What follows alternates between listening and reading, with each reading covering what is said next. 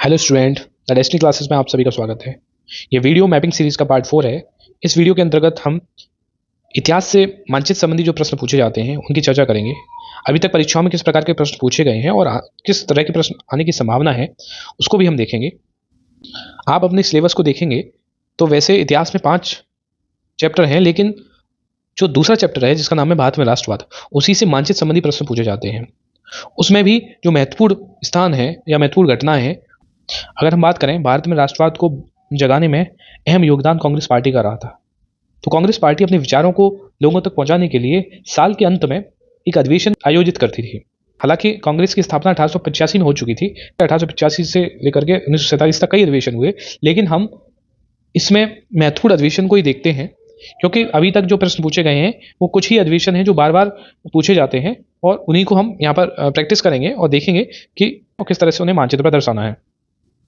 तो सबसे पहले जो कांग्रेस का जो महत्वपूर्ण अधिवेशन है वो अधिवेशन है कलकत्ता का सितंबर 1920 का अधिवेशन। यह विशेष अधिवेशन था। इस अधिवेशन में महात्मा गांधी ने देश के तत्कालीन प्रमुख नेताओं को इस बात पर सहमत कर लिया था कि कांग्रेस खिलाफत आंदोलन को समर्थन करे तथा भारत में स्वराज हेतु एक अशोक आंदोलन शुरू किया जाए। फिर भी सितंबर से लेकर के दिसंबर के बीच कांग्रेस में भारी खींचातान चलती रही, क्योंकि कुछ नेताओं का मानना था कि वो विधायी परिषद के जो चुनाव है उनका बहिष्कार नहीं करेंगे। तो इस मामले में आपस में कांग्रेस पार्टी के नेताओं के बीच में मतभेद रहा, लेकिन जो अंतिम सहमति बनी वो दिसंबर 1920 का जो नागपुर अधिवेशन था उसमें बनी, और आखिरकार 1920 के नागपुर अधिवेशन में अशोक कार्यक्रम पर स्वीकृति की मोहर लगा दी गई। तो अगर ये प्रश्न आता है कि कांग्रेस का विशेष अधिवेशन 1920 कहाँ हुआ था, तो आप उसका उत्तर देंगे कलकत्ता।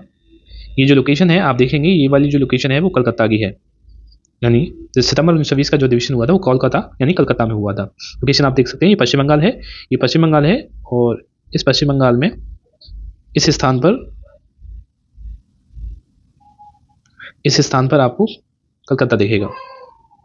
और जो अंतिम अधिवेशन हुआ था जिसमें स्वीकृति मिल चुकी थी वो अधिवेशन था नागपुर अधिवेशन। नागपुर अधिवेशन 1920 जो कांग्रेस का अंतिम अधिवेशन था, जो अक्सर दिसंबर में होता था। तो नागपुर कहाँ है? नागपुर है ये आप देख रहे हैं, ये वाला जो राज्य है वो महाराष्ट्र है, और यहाँ पर आप मार्क कर देंगे जो स्थान है वो स्थान है नागपुर।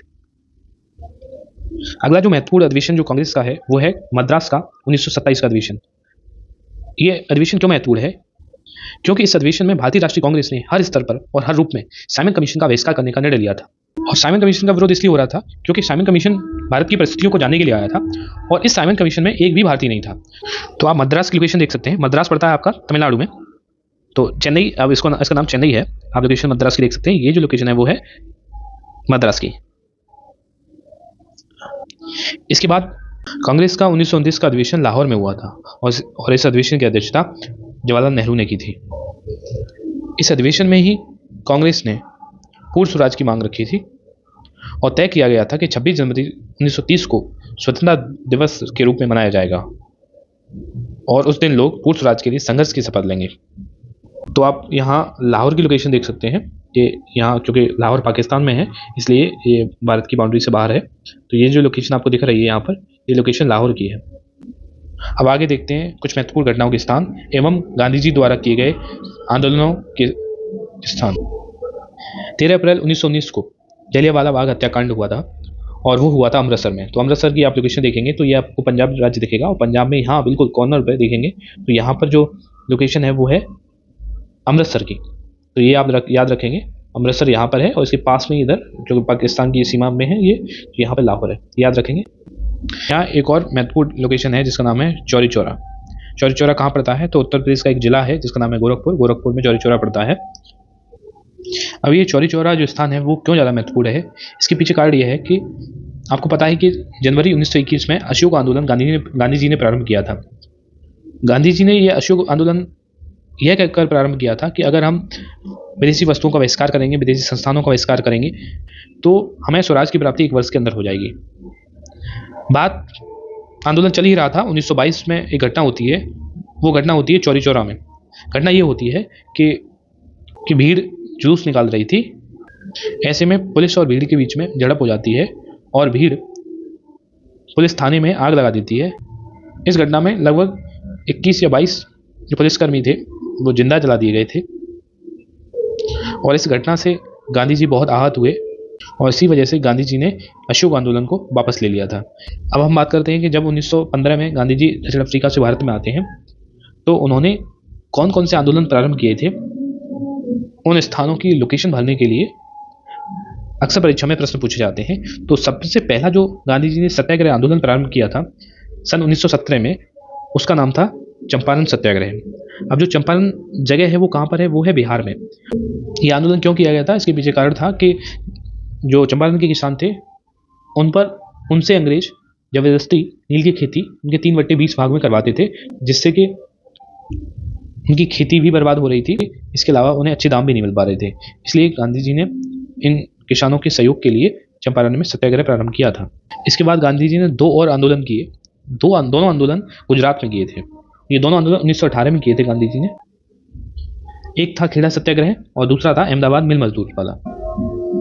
पहला जो आंदोलन गांधी जी ने किया था वो किसानों के पक्ष में गुजरात में किया था, और गुजरात में जो स्थान है उसका नाम है खेड़ा।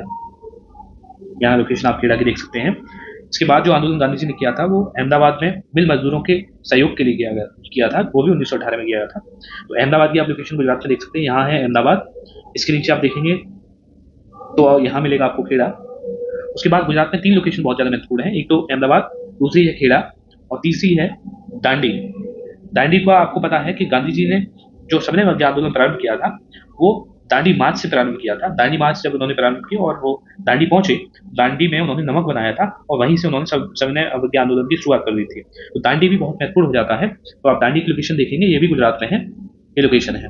तो तीनों बहुत इंपॉर्टेंट लोकेशन है। एक तो है अहमदाबाद की, इसके नीचे आप देखेंगे तो खेड़ा, और सबसे नीचे देखेंगे तो वो है दांडी। तो इस प्रकार आप इन स्थानों की बार बार प्रैक्टिस करेंगे जिससे कि आप मैप में आसानी से इनको भर सकें। कुछ प्रश्न अभी तक जो परीक्षा में पूछे गए हैं वो किस प्रकार है, जरा देखिए।